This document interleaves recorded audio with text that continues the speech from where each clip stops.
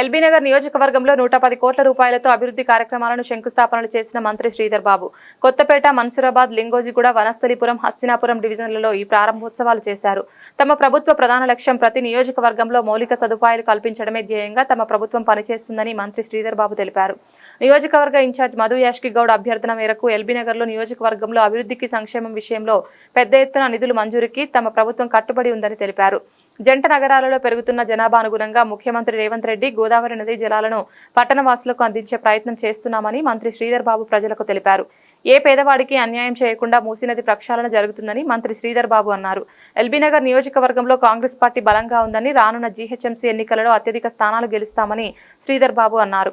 రాష్ట్ర ప్రభుత్వ ఆధీనంలో ఉన్న ప్రభుత్వ భూమిలో లక్షలాది మందికి ఉపాధి కల్పించాలని సంకల్పంతో ముందుకు వెళ్తున్న తరుణంలో కొంతమంది న్యాయస్థానాన్ని ఆశ్రయించారని, న్యాయస్థానాలను గౌరవిస్తూ వారు అడిగిన ప్రశ్నలకు సమాధానం ఇస్తామని, న్యాయం తమ వైపు నిలుస్తుందని నమ్మకం వ్యక్తం చేశారు మంత్రి శ్రీధర్ బాబు.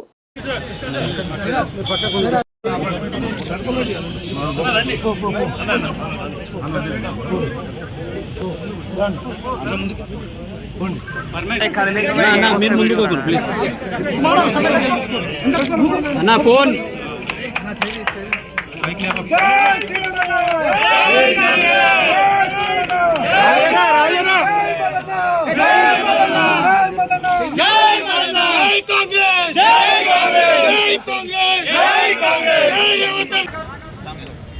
ఈరోజు మన హస్తినాపూర్ డివిజన్ కి 30 కోట్ల వరకు మన కాంగ్రెస్ పార్టీ చేశారు.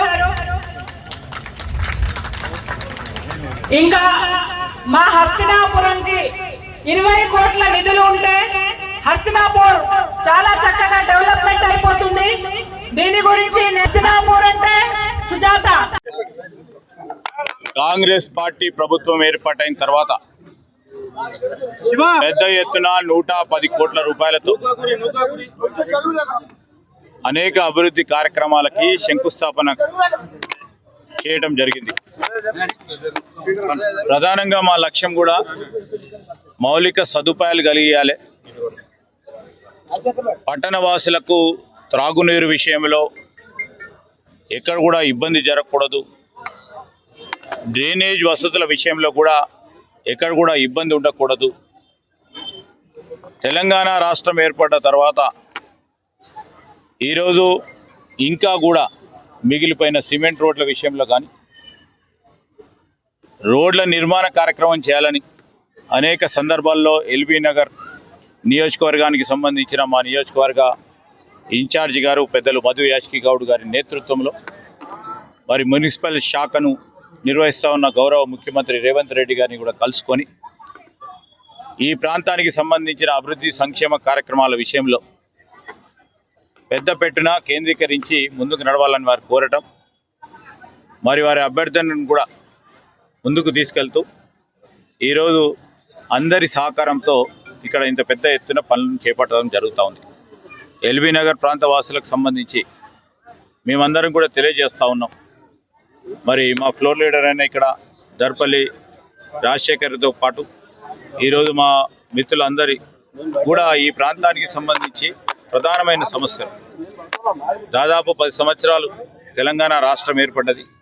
రాష్ట్రం ఏర్పడ్డ తర్వాత ఒక ప్రత్యేకమైన ప్రణాళిక తీసుకోవాలని అదే ఒక ఆలోచన దృక్పథంతో ముందుకెళ్తా ఉన్న తరుణంలో మేము ఈ జంట నగరాలకు సంబంధించిన అభివృద్ధి విషయంలో ఆనాడు కృష్ణా నది జలాలని, గోదావరి నది జలాలని, మంజీరా నది జలాలను తీసుకొచ్చింది కాంగ్రెస్ పార్టీ ప్రభుత్వంలో.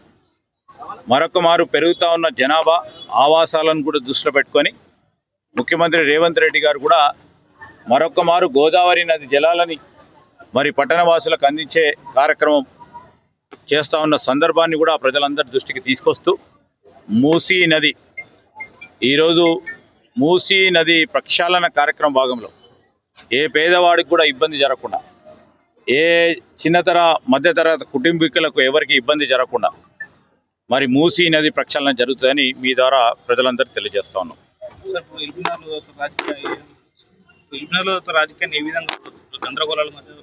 ఏం గందరగోళం లేదు. స్పష్టంగా కాంగ్రెస్ పార్టీ ఇక్కడ బలంగా ఉంది. ఏం గందరగోళంగా లేదు. రాబోయే మున్సిపల్ ఎన్నికల్లో పెద్ద పెట్టున ఇక్కడ తప్పకుండా మెజారిటీ స్థానాలు గెలుచుకోవటం ఖాయం. ఇంకేమైనా కన్ఫ్యూజన్ ఉందా? ఈరోజు న్యాయస్థానంలో ఉన్నది కేసు. దానికి సంబంధించి మేము ప్రత్యేకంగా ప్రస్తావన చేస్తూ ఉన్నాం. రాష్ట్ర ప్రభుత్వం ఉన్న భూమిలో ఈరోజు ఒక లక్షలాది మందికి ఉపాధి కల్పించాలనే ఒక సంకల్పంతో ముందుకు వెళ్తూ ఉన్న తరుణం. దాని పక్షాన కొంతమందికి అనుమానాలు ఉండే వారు కోర్టుకు వెళ్ళిండ్రు. కోర్టు విషయంలో కూడా కోర్టు కొన్ని ప్రశ్నలు అడిగింది. దానికి ఖచ్చితంగా కూడా న్యాయస్థానాన్ని గౌరవిస్తూ జవాబు చెప్తూ ఈరోజు న్యాయం మా పరంగా నిలుస్తుందనే నమ్మకంతో ముందుకెళ్తా ఉన్నాం. Thank you.